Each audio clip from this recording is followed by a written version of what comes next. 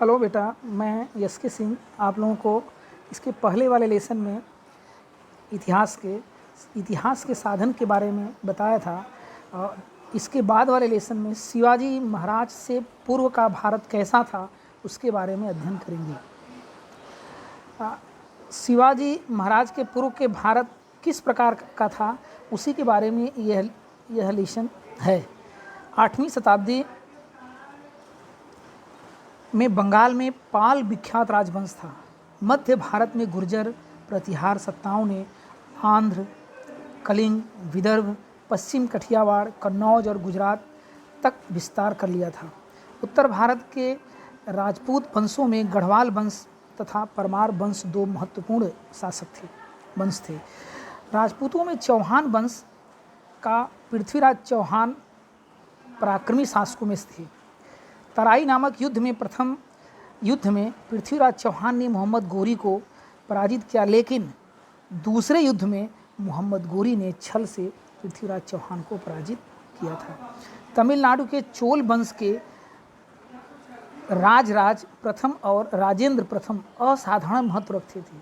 चोल शासकों ने नौसेना के बल पर मालदीव और श्रीलंका जैसे देशों को जीत लिया था।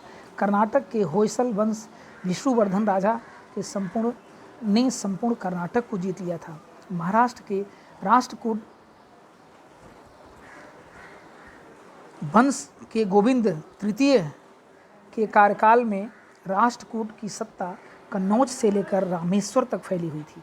कालांतर में कृष्ण तृतीय ने इलाहाबाद तक के प्रदेशों को जीत लिया। शिलाहारों के 3 वंश पश्चिम महाराष्ट्र में उदित हुआ। पहला वंश कोंकण में थाने और रायगढ़, दूसरा वंश दक्षिण कोंकण पर तथा तीसरा वंश कोल्हापुर, सतारा, सांगली और बेलगांव जिलों के कुछ हिस्सों पर राज कर रहे थे। शिवाजी महाराज से पूर्व काल के अंत में महाराष्ट्र के यादवों की सत्ता वैभवशाली राजसत्ता मानी जाती थी। राजवंश का शासन जो है भिल्लम पंचम की राजधानी औरंगाबाद के समीप देवगिरी में थी। उसने कृष्णा नदी पर अपनी सत्ता विस्तार किया। यादव के काल को स्वर्णयुग काल भी कहा जाता है। पश्चिमोत्तर दिशा में आक्रमण। यद्यपि महाराष्ट्र में राष्ट्रकूट यादव जैसे अस्थायी घरानों की सत्ता थी, फिर भी उत्तर में इन परिस्थितियों का लाभ पश्चिमोत्तर दिशा में आए आक्रमणकारियों ने उठाया। वहाँ की स्थानीय सत्ताओं को जीतकर अपना आधिपत्य स्थापित किया। इस बीच की कालावधि में मध्य पूर्व में अरब सत्ता का उदय हुआ। साम्राज्य का विस्तार करने के लिए अरब सत्ताधीश भारत की ओर मुड़े। 8वीं शताब्दी में अरब सेनानी मोहम्मद बिन कासम ने सिंध प्रांत पर आक्रमण किया।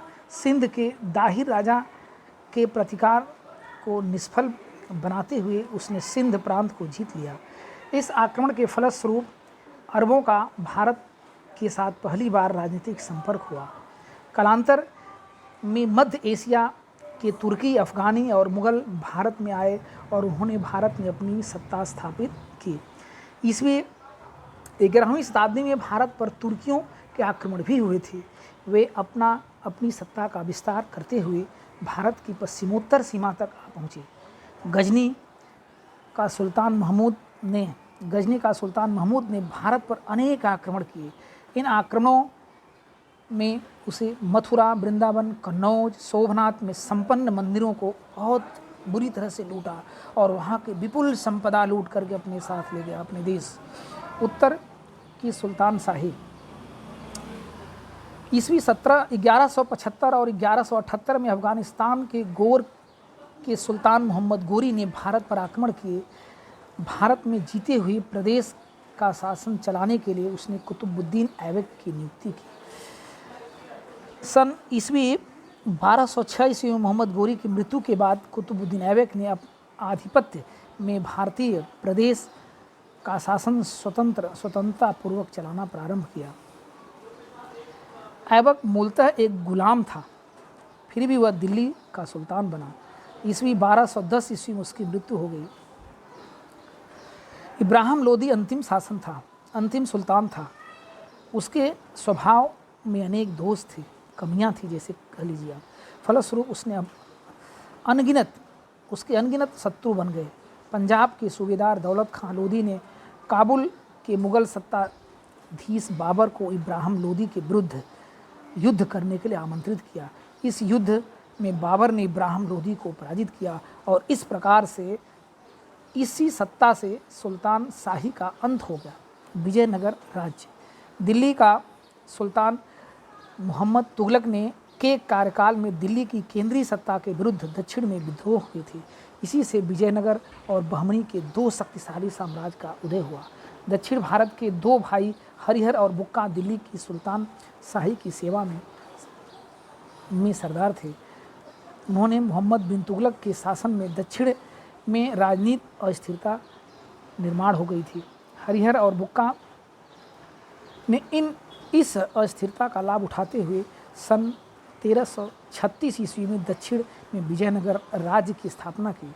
वर्तमान कर्नाटक का हम्पी नगर इस राज्य की राजधानी थी, जो वर्तमान में कर्नाटक में है। हरिहर विजयनगर का प्रथम शासक था। हरिहर के पश्चात उसका भाई बुक्का सत्ताधीन हुआ। रामेश्वर तक के प्रदेश को बुक्का अपने आधिपत्य में लाया। कृष्णदेवराय। ईस्वी 1509 में कृष्णदेवराय विजयनगर का शासक बना। उसने विजयवाड़ा और महेंद्री प्रदेशों को जीतकर अपने राज्य में मिला लिया। बहमनी सुल्तान महमूद शाह के नेतृत्व में एकत्रित हुए सुल्तानों के सैन्य संघ की उसने पराजय की। कृष्णदेव के कार्यकाल में, जो आपके फिगर में दिया है, कृष्णदेव उनका चित्र दिया गया है। कृष्णदेव के कार्यकाल में विजयनगर राज्य पूर्व में कटक से लेकर पश्चिम में गोवा तक के, उत्तर में रायचूर और दुआब से लेकर दक्षिण में हिंद तक फैला हुआ था। 1530 में कृष्णदेवराय की मृत्यु हुई और कृष्णदेवराय विद्वान था। उसने तेलुगु भाषा में राजनीतिक से संबंधित अमुक माल्यदा नामक ग्रंथ लिखा। उसके शासनकाल में विजयनगर में 1000 राम मंदिर और विट्ठल मंदिर का निर्माण हुआ। कृष्णदेवराय के पश्चात विजयनगर राज्य की शक्ति घटती गई। वर्तमान कर्नाटक राज्य के तालीकोट में एक और आदिल शाही, निजाम शाही, कुतुब शाही, बरीद शाही और दूसरी ओर विजयनगर का शासक राम राय के बीच ईस्वी 1565 ईस्वी में युद्ध हुआ। इस युद्ध में विजयनगर की पराजय हुई। इसके बाद विजयनगर राज्य समाप्त हो गया। बहमनी राज्य। मोहम्मद तुगलक के प्रभाव को उखाड़ फेंकने के लिए दक्षिण के सरदारों ने विद्रोह किया। इन सरदारों में प्रमुख हसन गंगू था। उसने दिल्ली के सुल्तान की सेना को पराजित किया और सन 1347 ईस्वी में नए राज्य का उदय हुआ। इसे बहमनी राज्य भी कहते हैं। हसन गंगू बहमनी राज्य का प्रथम सुल्तान बना। उसने कर्नाटक राज्य में गुलबर्गा में अपनी राजधानी की स्थापना की। महमूद गवा बहमनी राज्य का प्रमुख वजीर और उत्तम प्रशासक था। उसने बहमनी राज्य को आर्थिक रूप से सामर्थ्यशाली बनाया। सैनिकों को जागीरें देने के स्थान पर नकद वेतन देना प्रारंभ किया। सैनिकों में अनुशासन निर्माण किया। भू राजस्व प्रणाली के सुधार किए।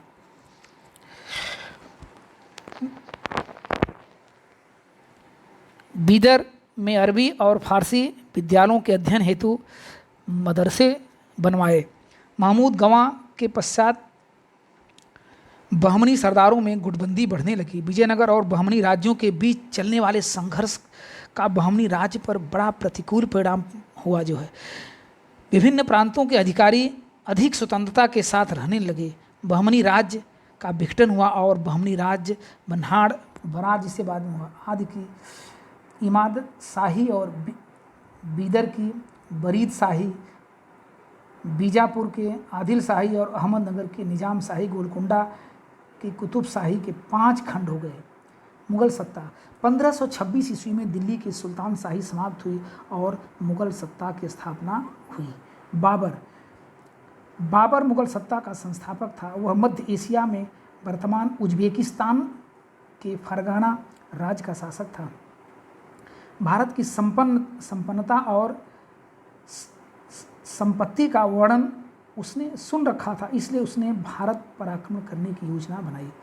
उस समय दिल्ली में इब्राहिम लोदी सुल्तान था। वह राज्य का प्रशासन चला रहा था। सुल्तान शाही के अंतर्गत पंजाब प्रदेश दौलत खां लोदी प्रमुख अधिकारी था। इब्राहिम लोदी तथा दौलत खां लोदी के संबंधों में संघर्ष प्रारंभ हुआ।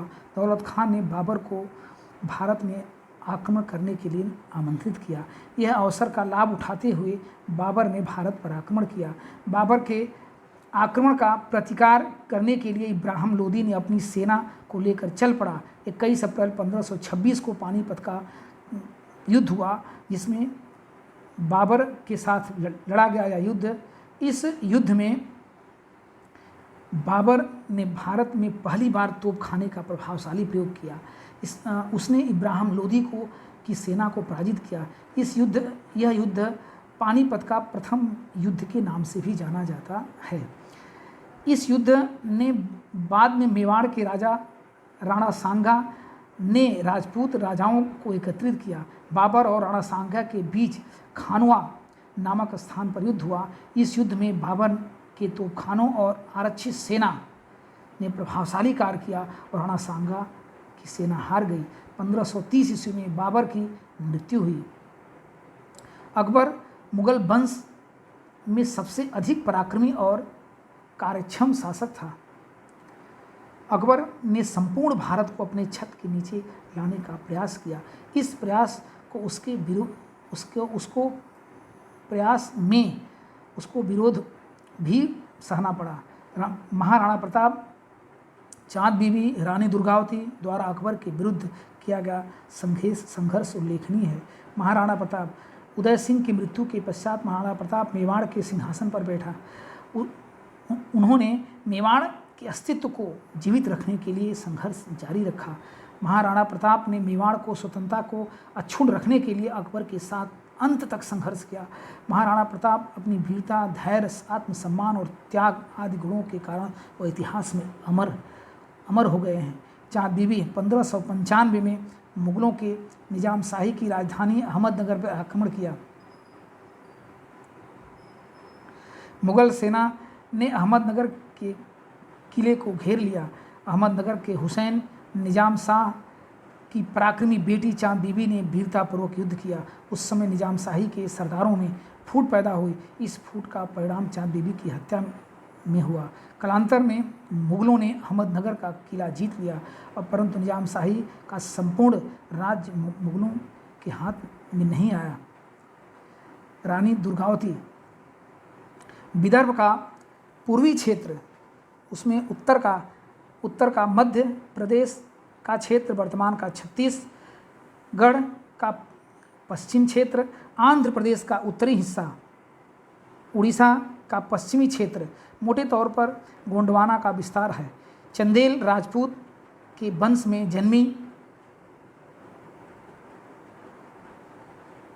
दुर्गावती विवाह के पश्चात गोंडवाना की रानी बनी। उसने उत्तम पद्धति से शासन चलाया। मध्यकालीन इतिहास में रानी दुर्गावती द्वारा मुगलों के विरुद्ध किया गया संघर्ष सबसे महत्वपूर्ण रखता है। दुर्गावती ने अपने पति की मृत्यु के बाद अकबर के साथ युद्ध करते हुए वीरगति को प्राप्त हुई, लेकिन घुटने नहीं टेके उसने। औरंगजेब 1658 में औरंगजेब शासक बना। उस समय मुगल साम्राज्य उत्तर में कश्मीर से लेकर दक्षिण में अहमदनगर तक और पश्चिम में काबुल से पूर्व में बंगाल तक फैला हुआ था। बहुत बड़ा विस्तार था।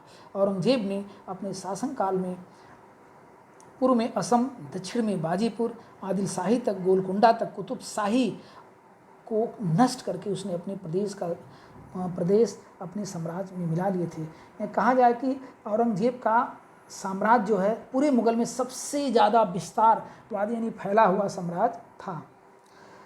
आहोमों के साथ संघर्ष। ईस्वी 13वीं शताब्दी में शान समाज के लोग ब्रह्मपुत्र नदी की घाटी में स्थायी रूप से बस गए। वहाँ इन लोगों ने अपना राज्य स्थापित किया। स्थानीय लोग इन लोगों को आहोम कहते हैं।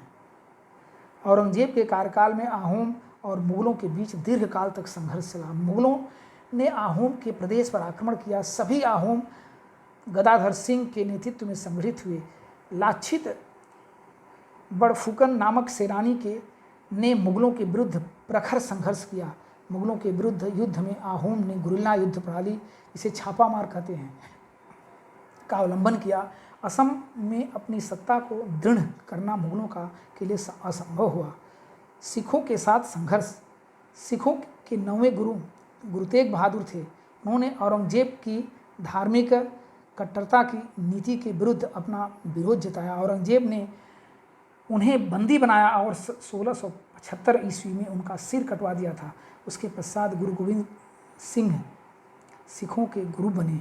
गुरु गोविंद सिंह अपने अनुयायियों को संगठित कर उनके भीतर की वीरता को प्रेरित किया। उन्होंने योद्धा सिख युवाओं का एक दल स्थापित किया। इस दल को खालसा दल भी कहते हैं। आनंदपुर उनका प्रमुख केंद्र था। औरंगजेब ने सिखों के विरुद्ध सेना भेजी थी। उस सेना ने आनंदपुर पर आक्रमण किया। इस समय सिखों के प्रखर संघर्ष किया, परंतु उन्हें सफलता नहीं मिली। इसके बाद गुरु गोविंद सिंह दक्षिण में आए, नांदेड़ में निवास करने लगे। सन 1708 ईस्वी में उन पर आक्रमण हुआ। इसी हमले के फलस्वरूप कालांतर में उनकी मृत्यु हो गई। राजपूतों के साथ संघर्ष। अकबर ने अपनी सौहार्दपूर्ण नीति से राजपूतों का सहयोग प्राप्त किया था, परंतु राजपूतों का वैसा सहयोग औरंगजेब प्राप्त नहीं कर सका। मारवाड़ के राणा जसवंत सिंह की मृत्यु के पश्चात उसके राज्य को औरंगजेब ने मुगल साम्राज्य मिला लिया। दुर्गादास राठौर ने जसवंत सिंह के अल्पायु बेटे अजीत सिंह को मारवाड़ की गद्दी पर बिठाया। दुर्गादास राठौर ने मुगल के विरुद्ध जबरदस्त संघर्ष किया। दुर्गादास के इस विरोध को समाप्त करने के लिए औरंगजेब के राजपुत्र अकबर को मारवाड़ भेजा। राजपुत्र अकबर स्वयं राजपूतों से जा मिला और उसने औरंगजेब के विरुद्ध विद्रोह किया। इस विद्रोह में महाराष्ट्र के मराठों से भी सहायता लेने का प्रयास हुआ। मारवाड़ का अस्तित्व बनाए रखने के लिए दुर्गादास राठौर ने मुगलों के विरुद्ध इस संघर्ष को जारी रखा। मराठों के साथ संघर्ष। महाराष्ट्र में शिवाजी महाराज के नेतृत्व में स्वराज की स्थापना हुई। स्वराज स्थापना के लिए उनके द्वारा किए गए इस प्रयास में उन्हें अन्य शत्रुओं के साथ मुगलों से भी संघर्ष करना पड़ा। उनकी मृत्यु के पश्चात औरंगजेब संपूर्ण भारत को जीतने के उद्देश्य से दक्षिण भारत में आया, परंतु मराठों ने औरंगजेब के साथ प्रखर युद्ध किया, बहुत भयंकर युद्ध किया और अपनी स्वतंत्रता की रक्षा की। इस संपूर्ण संघर्ष की जानकारी हम आगे चलकर लेंगे। और बेटा यह लेसन यहीं समाप्त हुआ। और क्वेश्चन आंसर में जिस भी छात्र को कोई समस्या होगी वह मेरे फ़ोन नंबर पर मुझसे संपर्क कर सकता है। Okay, thank you.